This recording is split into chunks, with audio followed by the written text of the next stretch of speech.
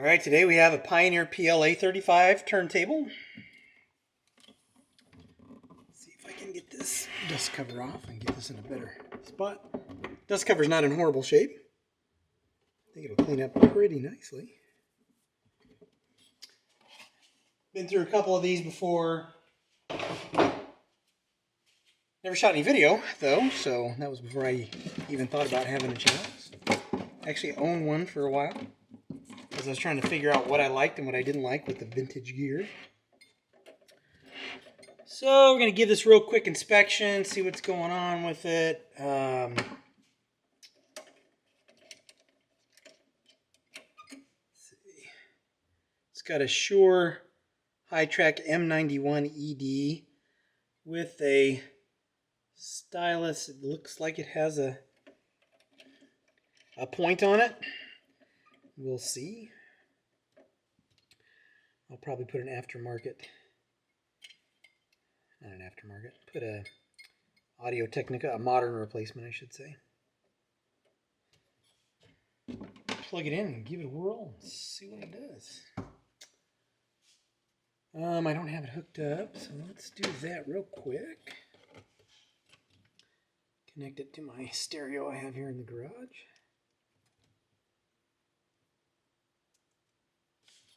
Stella, what are you doing? Get over here. Stella's in the garage helping me today. Not really helping me, but she's in the garage with me today. We'll grab a test record here. Bob Seger. And let's get this. Oh, you know what? I did not. Let me get you some better sound here. Let me get back here. Hold on a sec.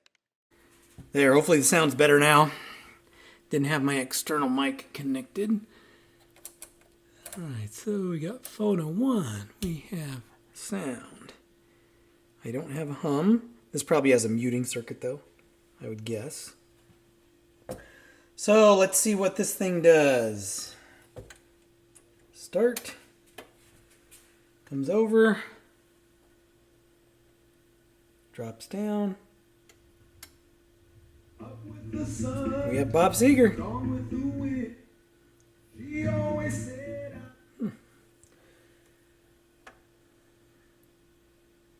Let's check this out. I know, Stella, I know you want to go inside right now. Can you give me just a minute?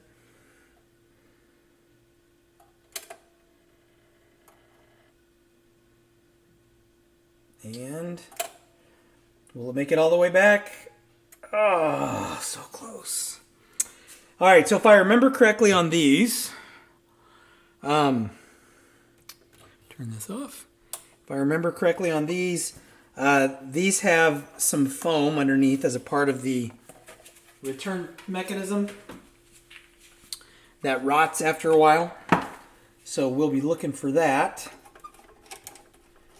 It might be something else with this one, but I think this one has that. It does have the anti-skate weight, which is nice.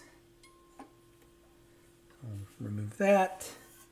I'll check for speed. Really not much to adjust. I mean, I don't think there are any adjustments for speed on here, so it kind of is what it is. Looks like someone has lubed this at some point. Some oil there.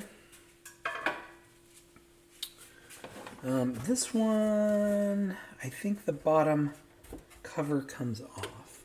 But what I want to do first is secure this. I got to get my turntable, Lazy Susan, over here and take care of the dog. So I'm going to... Is that oil or a scratch? Looks like oil. So I'm going to pause real quick and come back.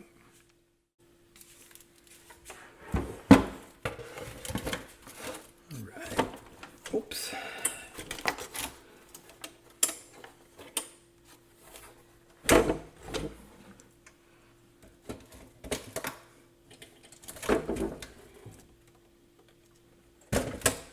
Right. It's a big... Got some crunchies in my Lazy Susan has been sitting on the floor, and sounds like my wife was running the leaf blower, I think, or sweeping in the garage, and I think you got some crap swept up into the Lazy Susan. So I have to clean that up. So it's not the turntable that's doing the crunchy. All right, pretty clean on the inside. Okay, so cobwebs. Looking at the bottom, let's see. I think this cover has to come off, and if I'm correct, and there's a little piece of foam, it's in a weird spot, and it's probably going to take me a little bit to figure out where that weird spot is on this.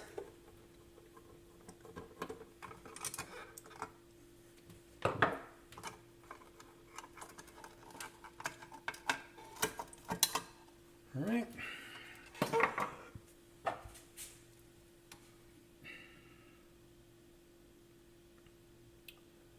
And I'm just looking underneath here to see if I can identify where that might be.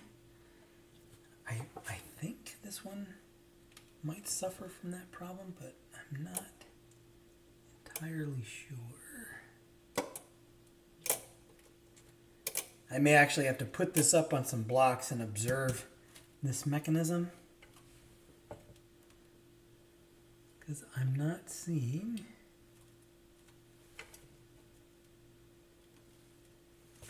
anything that looks like what I'm thinking the problem might be.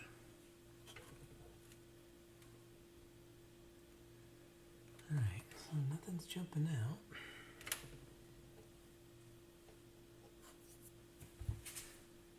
Nope, I don't see anything. So what I'm going to do is I'm going to flip this over. Maybe I can actually do it on camera here. So let's see. Oh no, this is not mechanical, so I won't be able to do that. Yeah, I'll have to flip this over. I at least want to see. Well, I got the bottom off here, and you're looking. So that. Oh, yep, there it is. I see it. Okay, so on the back of this right here,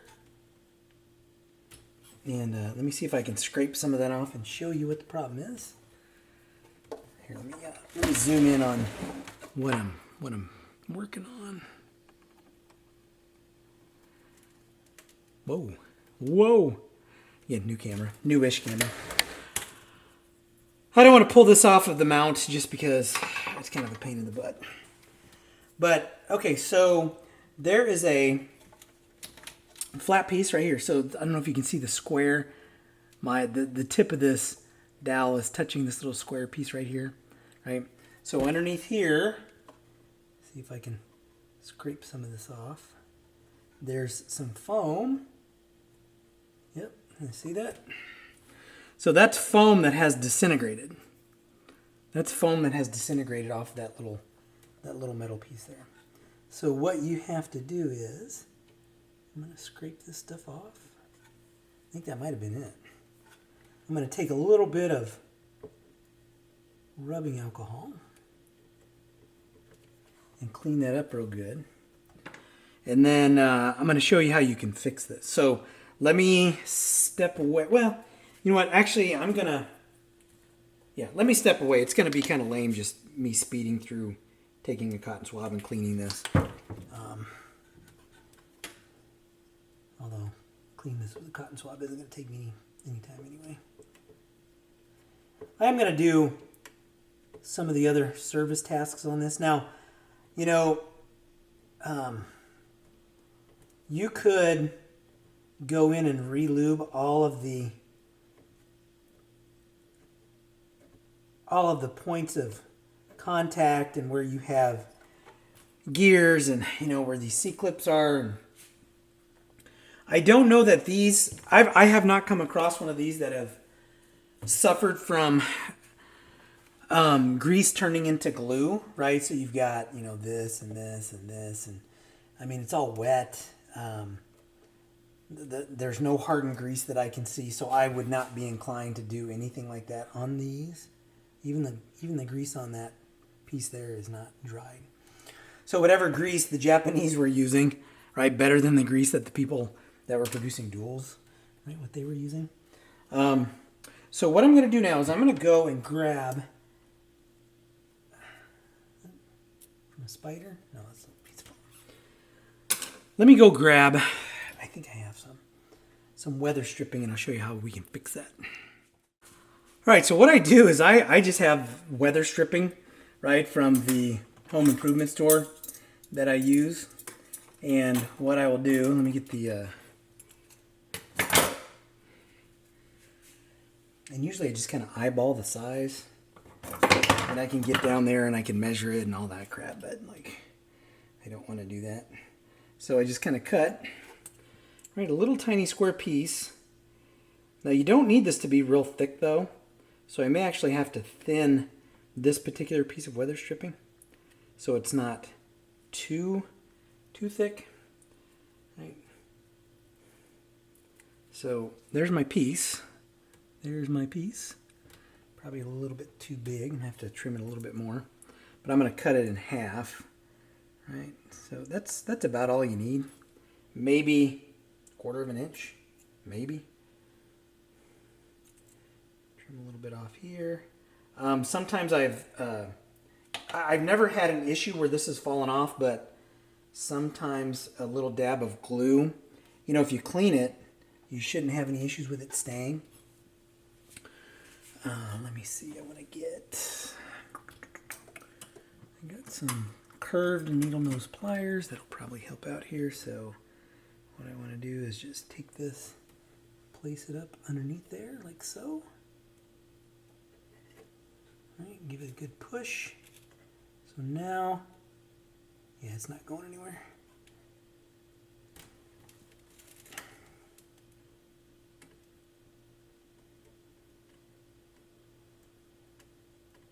Yep, so that's in place. Again, I've never had an issue with one of these falling off. It looks like I can trim just a little bit though. It's sticking out just a little bit and I don't want it to get caught. So, take just a little bit off. I may not be able to do that. I may have to just put a new piece on it. Yeah, let me do that. Plus that, you know, I don't know if that was going to stay or not. So let me zoom out while I'm doing this. There we go. Take another little tiny piece here. Thin it. It's warm in the garage today. I'm not going to spend too much time out of here doing this.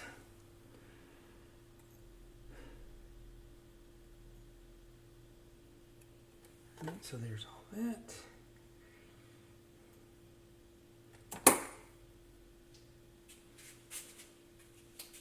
And I've got some glue over here. I'm going to put on this.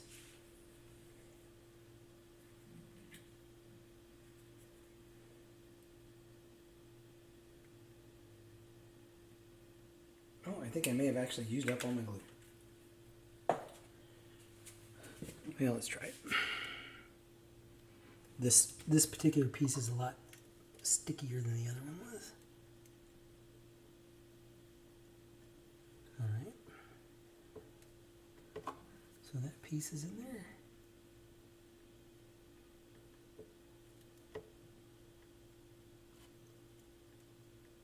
Okay. All right, so I'm going to leave the bottom off. I'm going to leave this cover off because I'm going to, probably not today, but I'm going to service this spindle. I want to keep, yeah, I could probably take that off now.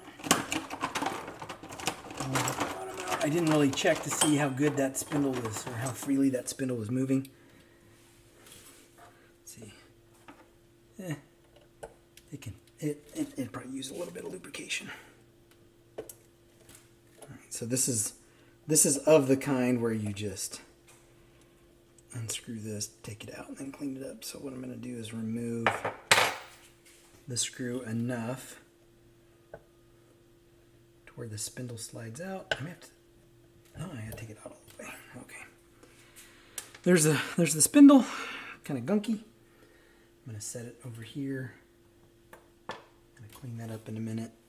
But let's test this out first and see if that took care of the problem. It should have. All right. Put the spindle back in.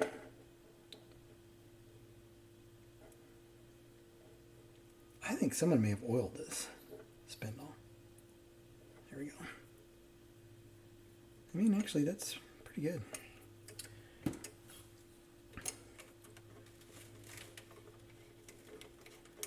Again, I just want to see. Get that out of the way. This turntable's big.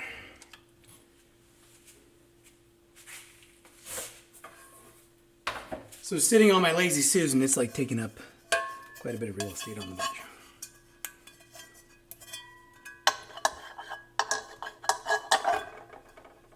All right. Oh, you know what? I got to put that screw back in there.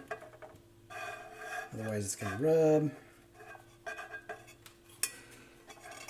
I didn't even consider that. That'll be a quick thing to do here.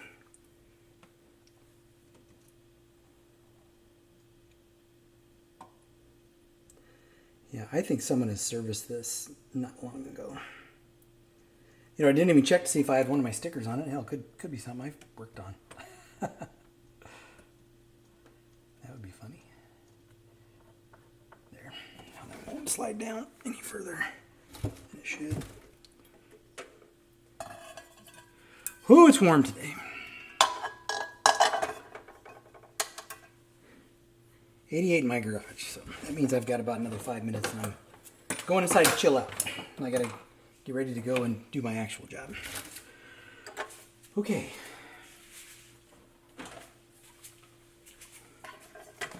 No sound this time, just function check.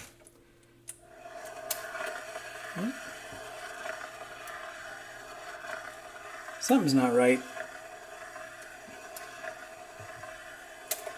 But I want to see what happens. Something's just, this is dragging. Just want to see if it goes all the way to the rest. And there we go. There we go. All right.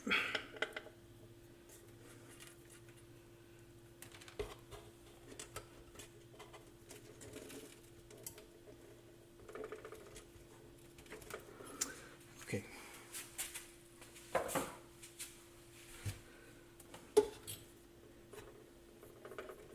Yeah, I actually think that is. Boy, I don't know if I really have to do anything with that. Let's take this out. Clean it off real quick. I'm gonna relube it. What the heck? It'll only take a couple minutes. Here we go. I'm gonna pause real quick. I forgot I ran out of paper towels. I gotta go grab some. Yeah, I don't think this has been serviced. Some of that, there was some grease or oil that was kind of permanently stuck to that shaft. So, you know, someone may have lubricated it, but they didn't clean it. At least it doesn't look like they cleaned it to me. They did.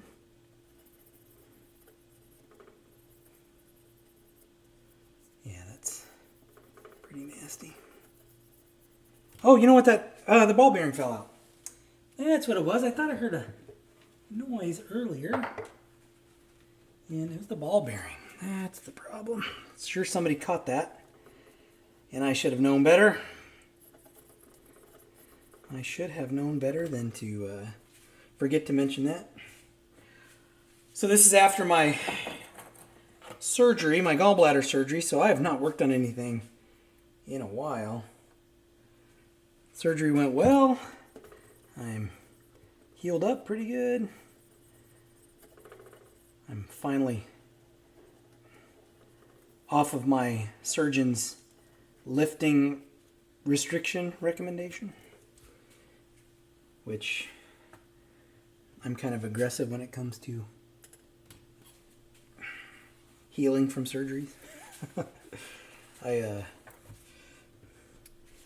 I'm of the belief you gotta kind of have to use your body so it'll heal the best. So I was on the treadmill probably 2 days after surgery and wasn't supposed to start any weightlifting, but I did super light weights for the first, oh yeah, that's much better. Super light weights, probably starting at day 10, somewhere around there. And when I say super light, I mean I was deadlifting 65 pounds. I was squatting an empty bar, pressing an empty bar, that kind of thing. So I was not going crazy, but, you know, you got to move your body, I think. When I had my shoulder surgery several years ago, rotator cuff repair, I was real aggressive with my rehab, and knock on wood, I have had 0 complications as a result. I overhead press, I bench press. That kind of tweaks my shoulders. I was bench pressing heavy one day, and that's what happened when I tore my rotator cuff. But I was aggressive with rehab, and it's kind of the same thing. Within a week after surgery, I was in the gym. I wasn't doing any upper body stuff. But I would pick up 45-pound plates, and I would leg press, and I talked to my physical therapist and said, "Hey, I'm not gonna deadlift anything, but I do want to just hold a weight, hold a weight in my hands." And so I would actually kind of hang a little bit from a lat pull down machine. Anyway, this is not a strength training channel.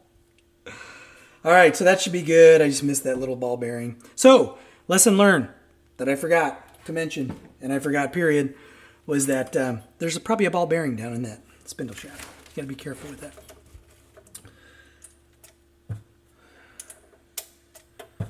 So, come over, drop, no more rubbing. There it goes. Come over here. End of the record. Pick it up. Come back, drop it on the stand, and we're good. All right. So this is going to be a pretty quick service video. What else could I do to this? I can check speed, but Bob Seger sounded fine. I'm sure we're close. I may do that when I come back because I'm going to have to stop doing this today. Excuse me. Again, my son laughs that I don't edit my videos, so sorry. You have to deal with that kind of stuff. But anyway, when I come back, I'm going to clean up the plinth. I may test the speed. I don't really know of any other... so basic service, like service that an owner would do. Lube the motor, lube the spindle. It looks like the motor has been lubed. In terms of like something a technician might do, I guess you could go in here and you can lube these bearings. I typically don't do that. It's moving freely. Argument can be made, well, if that's gunky and the other stuff is gunky, you should probably lube those, but some of them are dry. Some of them you don't lube, and it's just a thing where if it's working, why run the risk of damaging something? That's just kind of how I see it. And I have gone in and I have had to lubricate bearings. I think it was the, what the heck turntable was that? Microsecchi? Did the Microsecchi have rusted bearings in there? I don't know. I did a turntable. I may not have recorded it, but one of them had rusted bearings in there. So I had to go in and clean it up. Might have been something way before the channel too. But you could do that. You could lube all those points underneath that I was talking about. You can look for any arcing or scoring. You can go in there with some contact cleaner and clean all the electronic connections for the muting circuit and the circuit that engages you can do a lot, but I'm just not inclined to go in here and tear this thing apart just for that. It seems to be working fine. And these are, in my experience, these have been very reliable older turntables, much more reliable in my opinion than a dual, much more reliable. So these are typically pretty good to go. So what I'll do is I will come back, and when I do, I will record me cleaning this up, coming back, reassembling it, maybe polishing the dust cover, and then and then calling this thing good. So, well, for you it won't be a break, but for me it'll be me coming back tomorrow. I think what I'm going to do first before I get into just cleaning this up is I do want to test the speed. So let's do this. Plug that in. Get my RPM meter up here. As long as this is close, I'm not going to do anything with it. So I'll put it to manual, start. 34, 30, gosh. Was hoping it would be in the green. But no, that's too much to ask for.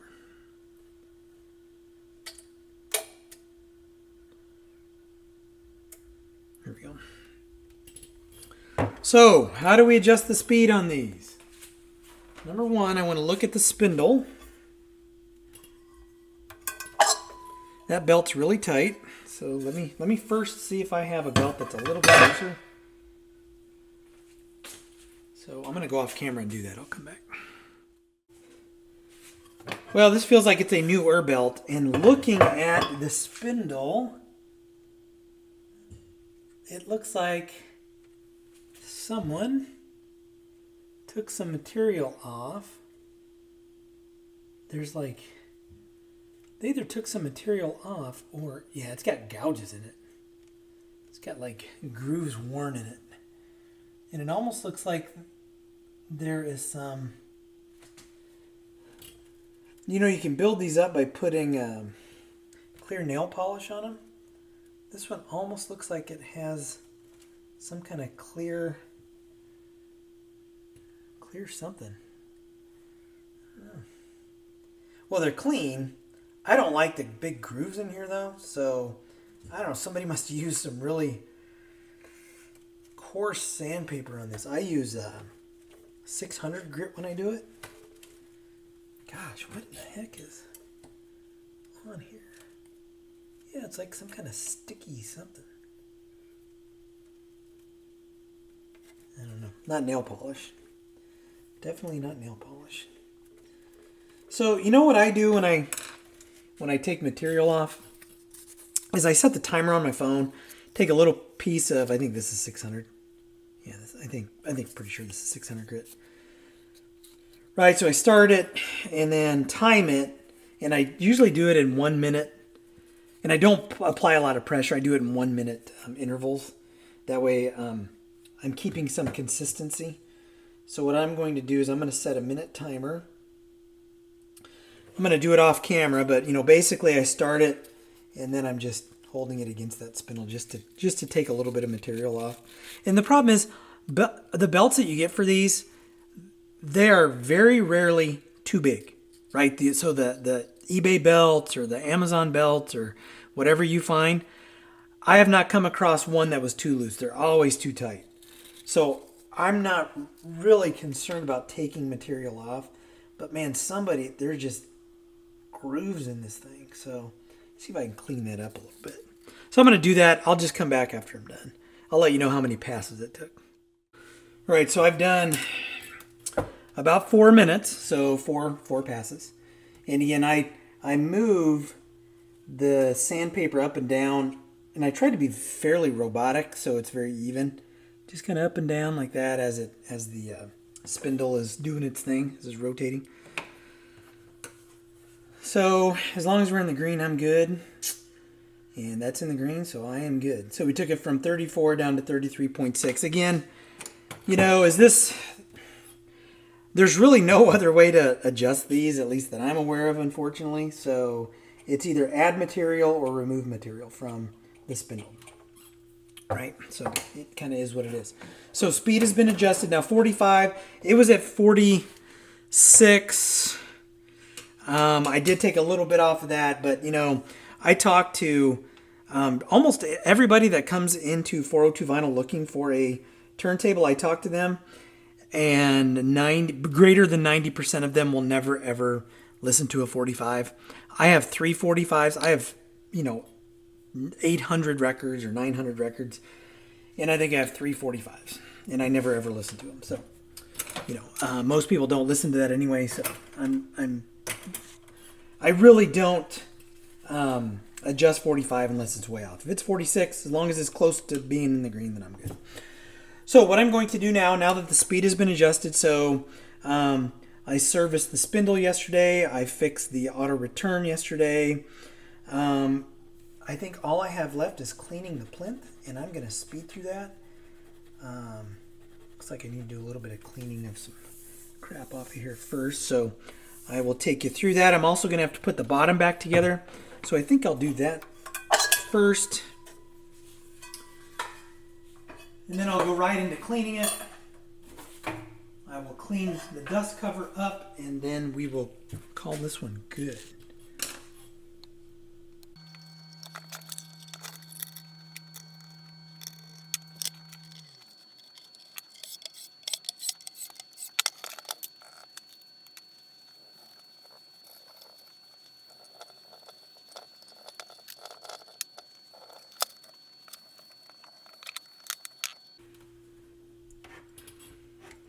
Okay, so the plinth is clean, turntable's clean, dust cover has been buffed, speed's been adjusted, spindle's been serviced, auto return, that little piece of foam has been replaced, and now it's just a matter of buttoning this thing up and shooting a gear review video on it.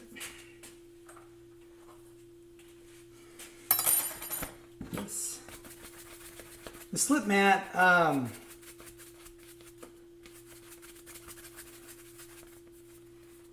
it cleaned up okay, not great. I may use some kind of product on it to clean it up a little bit. And the dust cover, actually before I do that though, I need to put the anti-skate weight on. I'm doing this one-handed because the dust cover's in my other hand. See if I can do it one-handed. Okay, so I got that.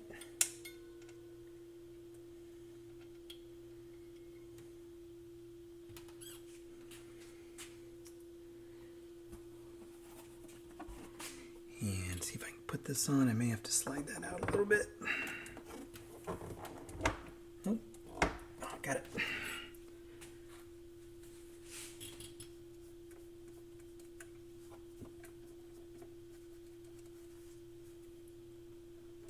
I may have to do a little bit more cleaning on the tone arm on that. Okay. So minus a few little last minute touch-ups, I think I can say this one's good. Dust cover didn't clean up nearly as well as I thought it would. There's some paint flecks on here. But, for being over 50 years old, it's not in horrible condition. But I may have to do a little bit more on this. But for the most part, it cleaned up rather nicely. And again, I have not, of all of the PL A35s that I've worked on, which is, I think I mentioned maybe 3, 4, that foam is about the only thing I've had to do, and maybe adjust the speed just like I did on this one. Basic service, so fairly reliable turntables. So I think that's going to wrap it up for the Pioneer PL A35. Again, I got a little bit more to do on this, but I'll do that off camera, and then we'll get it into the shop. Man, I really got to work on this dust cover. There's some crap here. I got to get out with my toothbrush. All right, so